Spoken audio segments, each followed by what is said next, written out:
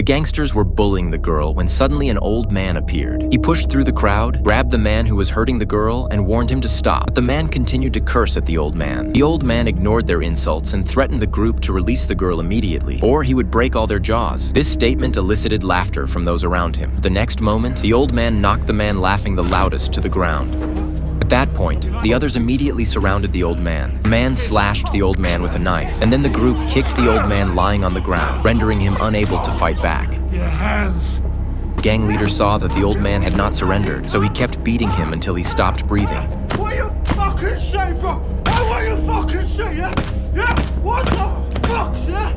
However, this old man had once been the ruler of this neighborhood. His brother Jason was the godfather of a gang that once controlled half of London. Determined to seek revenge, Jason gathered his former henchmen, including Nick, who specialized in torture, David, the gunman, and Tom, the butcher. Soon, Jason found the video from that day, but the footage was too blurry to identify anyone except the girl who had been bullied. Jason then tracked down the girl and explained his intentions. The girl was grateful for her brother's help, but she didn't know the identities of these men, only their general areas of activity. Jason decided to hold a funeral for his brother and then begin his revenge. After the funeral, Jason arrived at the gang's usual hangout with 2 sacks. Soon, 2 gang members were brought to a warehouse. Jason demanded they reveal their boss's name and where he was, but they refused and continued to insult him. In response to their mockery, Jason and his companions suddenly burst into laughter. Then David covered his mouth. At the same time, Nick put on an apron. A nail was then driven into the other man's hand, followed by the other hand.